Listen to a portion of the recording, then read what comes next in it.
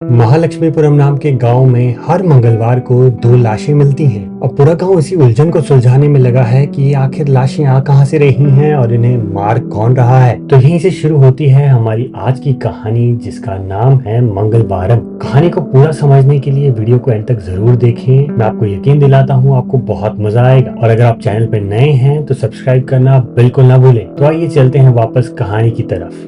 कहानी शुरू होती है साल 1986 से। इसी गांव में रवि और सैलू नाम के दो बच्चे रहते हैं और ये दोनों एक दूसरे के काफी अच्छे दोस्त हैं। रवि और सैलू में दोस्ती इतनी गहरी है कि ये दोनों एक दूसरे का साथ कभी नहीं छोड़ते और हमेशा गांव में मस्तियां करते हुए दिखाई देते हैं। सैलू की मां की मौत के बाद उसके पिता ने दूसरी शादी कर ली थी और वो अब अपनी नई पत्नी के साथ एक नई जगह नए गाँव में रहते हैं और सैलू अपनी बूढ़ी दादी के साथ इसी गाँव में रहती है। दूसरी तरफ रवि के पिता भी उसे कोई खास प्यार नहीं करते, हमेशा उसे मारते और डांटते रहते हैं। इसी वजह से सैलू और रवि ही एक दूसरे का सहारा बनके हमेशा हमेशा एक दूसरे के साथ दिखाई देते हैं। दोनों का जीवन एक दूसरे के साथ यूं ही हंसते खेलते बीत रहा होता है कि एक दिन रात को अचानक रवि के घर आग लग जाती है। आग में रवि और उसके पिता की मौत हो जाती है। अपनी आंखों के सामने यूं रवि का घर जलते देख सैलू का दिल टूट जाता है और उसकी आंखें आंसुओं से भर आती हैं। अब कहानी 10 साल आगे पहुंच जाती है, साल 1996,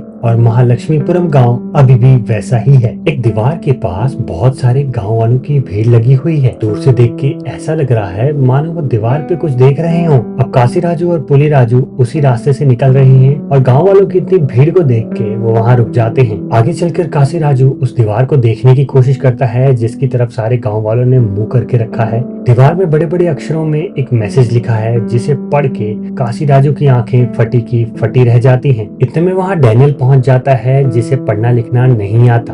डैनियल काशीराजू से पूछता है कि इस दीवार पे आखिर लिखा क्या है, जिसे देख के सारे गांव वाले इतने हैरान हो चुके हैं। काशीराजू बोलता है कि इसमें लिखा है कि तुम्हारी पत्नी मैरी का किसी गांव वाले के साथ अफेयर चल रहा है। ये सुन के डैनियल आग बबूला हो जाता है और अपनी पत्नी को मारने निकल पड़ता है। पर इससे पहले कि डैनियल कुछ कर पाता, पूरे गांव में शोर मच जाता है कि मैरी और उसके आशिक की लाश कुएं के पास मिली है। सारा गांव वहां इकट्ठा हो जाता है और देखते ही देखते पुलिस भी वहां पहुंच जाती है। सबको लगता है कि दोनों ने बदनामी से बचने के लिए सुसाइड कर लिया, क्योंकि उनके अफेयर की बात किसी ने उस दीवार पे लिख दी थी जिससे उन्हें बदनामी का डर सताने लगा था और उन्होंने जहर खा के आत्महत्या कर ली। पर सब इंस्पेक्टर माया को ये मामला सुसाइड का बिल्कुल नहीं लग रहा। उन्हें शक है कि इसके पीछे कोई ना कोई साजिश जरूर है। उन्हें ये मर्डर लगता है और वो इसकी तहकीकात भी करना चाहती है। पर इससे पहले कि माया कुछ कर पाती, उस गांव के जमींदार प्रकाश वहां मौके पे पहुंच जाते हैं और माया को इन्वेस्टिगेशन करने से साफ मना कर देते हैं। कहते हैं ये मेरे गांव का मामला है और मैं इसे निपटा लूंगा, इसका बतंगड़ बनाने की जरूरत बिल्कुल नहीं। सारे गाँव वाले भी उनकी हाँ में हाँ मिलाते हैं और चाहते हुए भी माया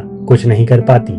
जमींदार प्रकाश को इस गांव के लोग बहुत मानते हैं। उनके पिता का इस गांव पे बहुत एहसान है, जिसकी वजह से प्रकाश की भी गांव में अच्छी खासी इज्जत है और लोग उनकी बात को कभी मना नहीं करते। पर प्रकाश नशे में धुत रहने वाला एक ऐसा इंसान है जो भगवान पे बिल्कुल यकीन नहीं करता और गांव में बने देवी माँ के मंदिर को भी बहुत भला बुरा बोलता है। वहीं दूसरी तरफ उसकी पत्नी राजेश्वरी देवी एक बहुत ही भली और महान इंसान है। वो अपने पति जैसी बिल्कुल नहीं है, हमेशा गरीबों की मदद के लिए आगे रहने वाली और देवी माँ के मंदिर में भरपूर दान करने वाली औरत है। खैर, अब अगले मंगलवार की सुबह होती है और गांव की एक दीवार पे फिर से एक मैसेज लिखा है। गांव वाले ये मैसेज पढ़ते हैं और फिर से वो हैरान हो जाते हैं। इस बार उसमें नागमणि का नाम है, जिसका अफेयर गांव में ही एक दूसरे आदमी के साथ चल रहा है। अब ये मैसेज पढ़ के पूरा गांव उन दोनों को ढूंढने में लग जाता है, क्योंकि उन्हें चिंता है कि आखिर ये लोग अभी जिंदा भी हैं या मर गए। इससे पहले कि गांव वाले उन तक पहुंच पाते, उन दोनों की लाशें गांव से बाहर एक पेड़ पे लटकी हुई मिलती हैं। अब सब इंस्पेक्टर माया फिर से मौके वारदात पे पहुंचती है और इस बार जमींदार भी उनके सामने कुछ नहीं बोल पाता। इस बार माया को पक्का यकीन है कि ये भी मर्डर ही है, क्योंकि इन दोनों का इतने ऊंचे पेड़ पे चढ़ पाना बिल्कुल भी पॉसिबल नहीं है। किसी ने पहले इनको मारा है, फिर इस पेड़ पे लटका दिया है। अब अपने गांव में हर मंगलवार को ऐसे मर्डर होते देख गांव वालों में डर का माहौल है। वे डरे सहमे हैं और परेशान हैं कि ऐसे कैसे कोई हमारे गांव में मंगलवार के दिन दो दो लाशें गिरा दे रहा है। अपनी अपनी तरफ से सारे गांव वाले इस कातिल का पता लगाने में लग जाते हैं। जिसके भी गांव में नाजायज संबंध है उसे डर सताने लगता है कि कहीं अगला नंबर उसका तो नहीं। पूरे गांव में अनाउंसमेंट करवा दी जाती है कि मंगलवार की रात कोई भी अपने घर से बाहर ना निकले। अब उस रात गांव के सारे मर्द एक एक करके गांव में पहरा देते हैं। उनकी नजर है कि गांव में कोई भी ऐसे अनजान शख्स को ना घुसने दिया जाए जिससे किसी की जान को खतरा हो। इसी अफरा तफरी के बीच गांव के डॉक्टर शहर से वापस लौट रहे होते हैं कि अचानक रास्ते में चलते हुए उन्हें एक प्रेत आत्मा दिखाई देती है। इस प्रेत आत्मा को देख के डॉक्टर की रूह कांप जाती है, क्योंकि डॉक्टर को यह आत्मा किसी जाने पहचाने शख्स की लग रही है और डॉक्टर के मुंह से शैलजा का नाम निकलता है। शैलजा कोई और नहीं बल्कि वही सैलू है जो रवि की बहुत प्रिय मित्र थी। कहानी अब फ्लैशबैक में 1.5 साल पीछे चली जाती है। सैलू अब बड़ी हो चुकी है और अपनी दादी के साथ उसी घर में रहती है। रवि के चले जाने के बाद सैलू काफी अकेली है और उसका कोई दोस्त भी नहीं, पर उसकी सुंदरता के चर्चे पूरे गांव में हैं। गांव और कॉलेज के सारे मर्द सैलू को बहुत पसंद करते हैं, पर कॉलेज में सैलू को अपने इंग्लिश के मास्टर से प्यार हो जाता है। प्यार में पड़ने के बाद सैलू कब अपनी सारी हदें पार कर देती हैं उसे भी पता नहीं चलता।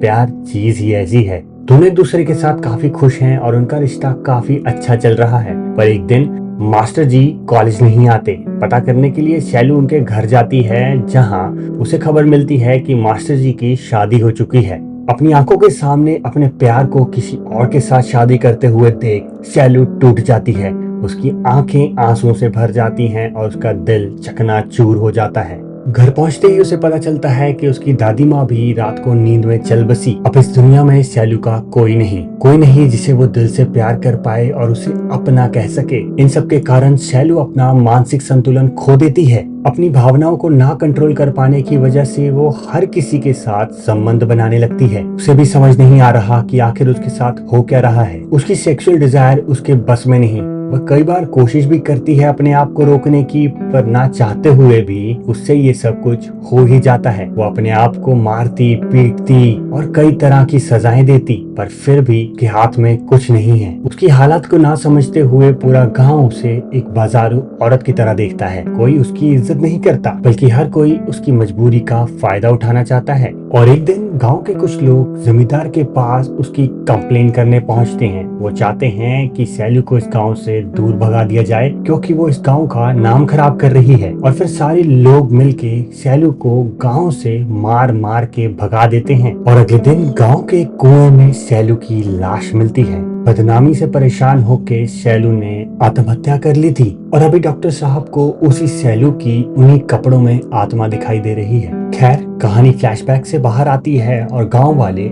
अभी भी उस आदमी का पता लगाने में लगे हैं जो दीवारों पे ये सब लिख के जाता है। उन्हें अभी भी अपनी जान की चिंता है, क्योंकि खतरा अभी टला नहीं है और इंस्पेक्टर माया की भी अपराधी पे कड़ी नजर है। अचानक राउंड लगाते वक्त इंस्पेक्टर माया को डॉक्टर विश्वनाथन दीवार पे कुछ लिखते हुए दिखाई देते हैं। विश्वनाथन का भंडा फूट चुका है, पर इससे पहले कि वो विश्वनाथन को काबू में कर पाए, विश्वनाथन इंस्पेक्टर पे हमला करके उन्हें किडनैप कर लेता है। उन मर्डर्स का इल्जाम इंस्पेक्टर माया डॉक्टर विश्वनाथन पे लगाती है और उसके डॉक्टर होने पे सवालिया निशान खड़े कर देती है। इतनी बातें सुनने के बाद डॉक्टर गुस्से में माया को सच बताता है। कहानी फिर से फ्लैशबैक में जाती है और एक दिन गांव से वापस लौटते समय डॉक्टर विश्वनाथन को सैलू बेहोश हालत में मिलती है। सैलू की हालत बहुत खराब है और उसके शरीर में बिल्कुल भी जान नहीं। डॉक्टर उसे अपने साथ घर ले आते हैं और उसका इलाज करने लग जाते हैं। ये तब की बात है जब पूरा गांव सैलू पे थू-थू कर रहा था और सैलू को कहीं जाने की जगह भी नहीं थी। डॉक्टर उसे अपनी बेटी की तरह ट्रीट करते हैं और उसके इलाज में कोई कसर नहीं छोड़ते। सैलू के कुछ टेस्ट करवाने के बाद डॉक्टर को पता चलता है कि सैलू एक बीमारी से जूझ रही है, जिसमें उसका अपनी सेक्स की इच्छाओं पे कोई काबू नहीं रहता। वो ना चाहते हुए भी अनजान लोगों से संबंध बना लेती है, जिसका खामियाजा उसे बाद में भुगतना पड़ता है। अब डॉक्टर उसका इलाज करके उसे बिल्कुल ठीक करने की कोशिश में लगे हैं, पर सैलू के पास जीने का कोई मकसद नहीं। उसे इस तरह उदास और निराश देखकर डॉक्टर का भी हौसला टूट रहा है। पर एक दिन अचानक वहाँ रवि की एंट्री होती है। जी हाँ, ये रवि वही है जो सैलू के बचपन का साथी था, उसका प्यारा दोस्त रवि। अब आप सोच रहे होंगे कि रवि और उसके पिता की मौत तो उस आग में हो गई थी, तो फिर रवि जिंदा कैसे है? तो ऐसा बिल्कुल नहीं हुआ था। दरअसल रवि को पता चल गया था कि उसके पिता सैलू पे गंदी नजर रखते हैं और उसे परेशान करते हैं। तो रात में रवि अपनी सैलू के लिए अपने पिता का खून कर देता है, पूरे घर को आग लगा के वहां से भाग जाता है। वो हमेशा से सैलू की परछाई बन के उसके साथ साथ ही रहता था, दूर से ही सैलू पे नजर रखता और उसके सुख दुख का हमेशा साथी बनता था। पर अब गांव वालों से इतनी बेइज्जती होने के बाद रवि सैलू का साथ देने पहुंच जाता है। वो उससे शादी करना चाहता है और उससे अपने प्यार का इजहार कर देता है। सैलू भी रवि को देख के बहुत खुश होती है और शादी के लिए हाँ कर देती है। पर इससे पहले कि दोनों एक दूसरे के हो पाते, एक दिन गलती से सैलू गांव के जमींदार की पत्नी राजेश्वरी देवी को गांव के एक फोटोग्राफर वासु से संबंध बनाते हुए देख लेती है। अब उन दोनों को डर है कि हमारा ये राज पूरे गांव के सामने आ गया तो जमींदार साहब हमें मौत के घाट उतार देंगे। इसलिए वासु और राजेश्वरी देवी 4 और लोगों के साथ मिलके सैलू को खत्म करने का प्लान बनाते हैं। वो पहले जमींदार का सहारा लेके सैलू को गांव से बाहर निकलवाते हैं और फिर उसका मर्डर कर देते हैं और इस सारे मर्डर को एक सुसाइड का रूप दे दिया जाता है। और जब डॉक्टर साहब और रवि को राजेश्वरी देवी और उसके आदमियों की सच्चाई पता चलती है तो रवि उन सबको मौत के घाट उतारने निकल पड़ता है। दीवारों पे पहले उनका नाम लिखना और फिर उनका मर्डर कर देना, ये सब उसी पार्ट का प्लान था। तो अब इंस्पेक्टर माया को सारी सच्चाई बताने के बाद डॉक्टर अपना जुर्म कबूल कर लेता है। जमींदार भी बाहर खड़े होकर उनकी सारी बातें सुन लेते हैं और जब उन्हें पता चलता है कि इस सारे कांड के पीछे उसकी पत्नी का हाथ है तो वो घर पहुंचते ही अपनी पत्नी को जिंदा जला देता है। अब इंस्पेक्टर माया भी सच जानने के बाद समझ जाती हैं कि रवि और डॉक्टर ने जो भी किया वो बिल्कुल सही था। इन पापियों के लिए ये सजा काफी सही थी। अब सारे दोषियों की मौत के बाद गांव में मौत का सिलसिला रुक जाता है। केस को बर्खास्त कर एक्सीडेंट का नाम दे दिया जाता है। पूरा गांव वापस नॉर्मल हो जाता है और फिर सैलू की आत्मा को भी शांति मिल जाती है। और इसी के साथ हमारी आज की कहानी मंगलवारम यहीं खत्म होती है। कहानी अगर पसंद आई हो तो वीडियो को लाइक करें और कमेंट में अपना फेवरेट पार्ट बताना बिल्कुल ना भूलें। और हाँ, अगर चैनल पे नए हैं तो सब्सक्राइब करना बिल्कुल मत भूलें क्योंकि ऐसी नई नई वीडियोस आती रहेंगी।